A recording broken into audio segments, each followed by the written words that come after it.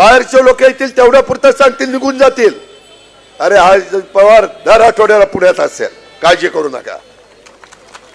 आज मी आपल्याला सांगतो की 30 लाख वाहनं पुण्यामध्ये आहेत, त्यापैकी 15 लाख वाहनं रोज आपल्या पुण्याच्या परिसरामध्ये रस्त्यावर असतात.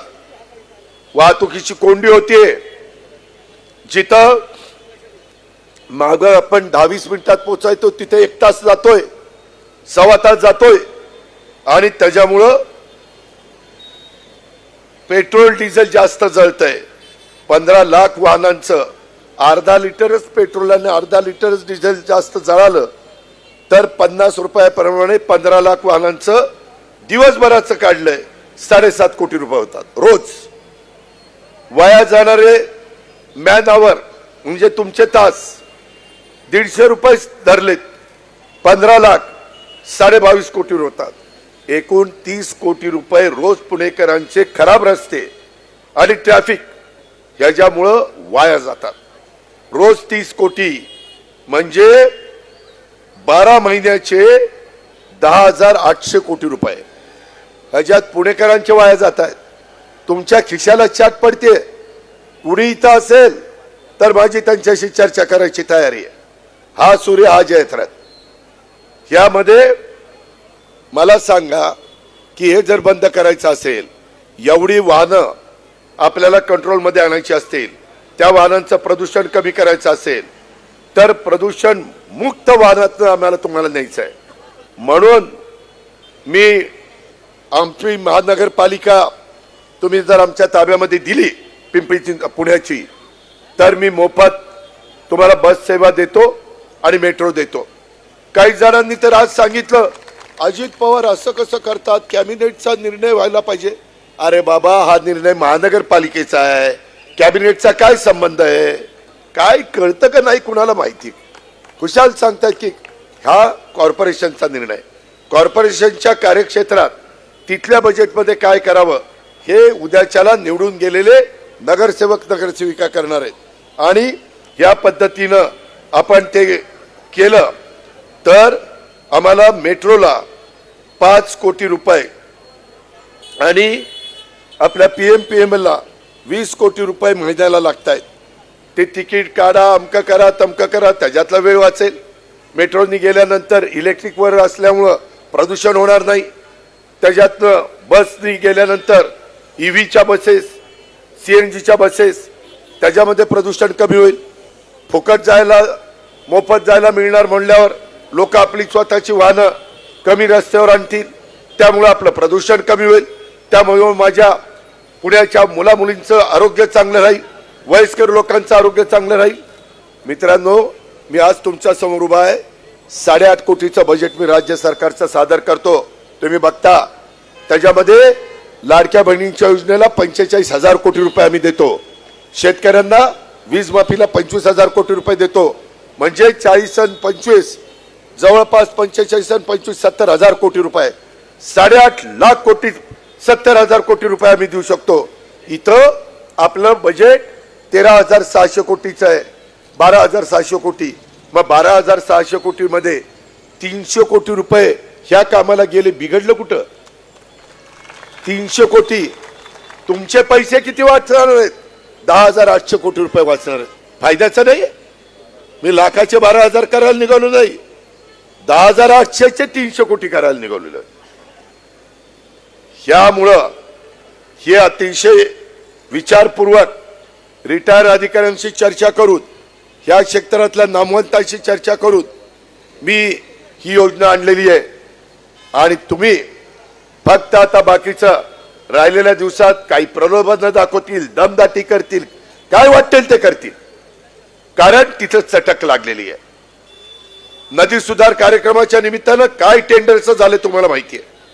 STPच्या निमित्तानं मगाशी सुभाषने सांगितलं, तो स्टँडिंगचा चेअरमन होता, अश्विनी स्टँडिंगची चेअरमन होती. या लोकांना विचारा. मित्रांनो, माझी प्रशासनावर पकड आहे.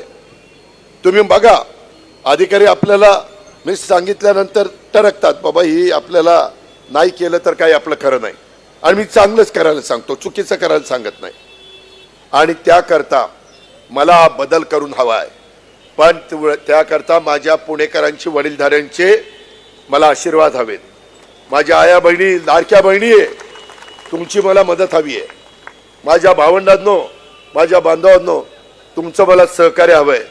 मी करून दाखवणारा माणूस आहे आणि मी पिंपरी चिंचवडमध्ये केलेलं जगाने, देशाने, राज्याने बघितलेलं आहे. बारामतीमध्ये जर गेला ना, तुम्ही म्हणाल अरे काय ह्याने केलंय, बारामती एवढं सुंदर शहर केलेलं आहे, अजूनही त्याच्यात भर घालतोय. परंतु हे आपलं जगातलं एक महत्वाचं केंद्र आहे, विद्येचा माहेरघर. ह्याच्यामध्ये CIIT आणतोय. 220 कोटी रुपये टाटा ट्रस्टने घातलेत, 50 कोटी आपण, 270 कोटीचं काम बाणेरला चाललेलं आहे. त्याच्यातनं मुलांना मुलींना नवीन शिक्षण आम्ही देणार आहे. त्याच्यातून AI, आर्टिफिशियल इंटेलिजन्स, कृत्रिम बुद्धिमत्ता ह्याचा वापर आता जगात सगळीकडे सुरू झालेला आहे. तुम्ही IT मध्ये काम करणाऱ्यांना विचारा, हे आपल्याला नवीन पिढी घडवायची आहे, ते आपण करूया. तुम्हाला लिकेजेस आहेत ना, तिथं चुका चाललेल्या आहेत, ते सगळं मी बंद करून देईन. आता मोठ्या प्रमाणावर टेंडरची रिंग करतात, त्यांना पाहिजे त्याच लोकांना टेंडर मिळतंय आणि इतरांना प्री क्वालिफिकेशन मध्येच कॅन्सल करतात. का तर तुम्ही ह्याच्यात बसत नाही, त्याच्यात बसत नाही. अटीच अशा घालायच्या की त्यांचीच माणसं बसली पाहिजे, दुसरी माणसं बसलीच नाही पाहिजे. हे सगळं चाललेलं आहे बाबांनो. त्याकरता आपल्याला बदल हवा आहे. म्हणून आज मी ह्या सभेच्या निमित्तानं तुम्हाला आवाहन करीन, तुम्ही आपापल्या घरी गेल्यावर आजूबाजूला सांगा.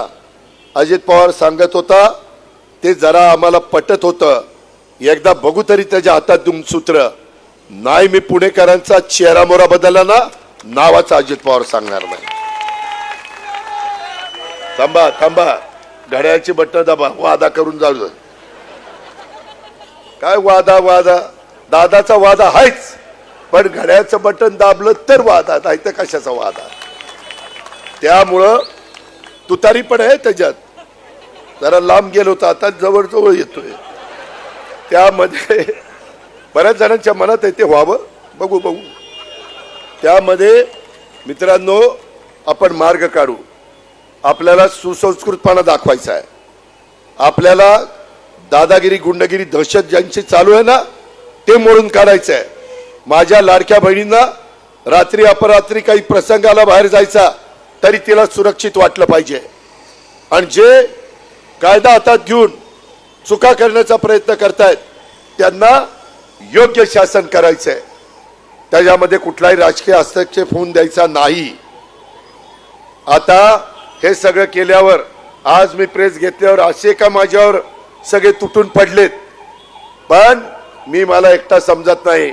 अख्खे पुणेकर माझ्या बरोबर आहेत. मी कुणाच्या बाला घाबरत नाही. फक्त तुमची सगळ्यांची साथ हवी आहे. त्यामध्ये आपण आपल्या सगळ्यांचं भलं करू, कारण आपल्या सर्वांचं पुणे आहे. बाहेरून उद्देश करणाऱ्यांचं पुणे नाहीये, आपलं पुणे. आपलं ते आपलंच असतं. या गोष्टीचा विचार आपण करा आणि ह्या सगळ्या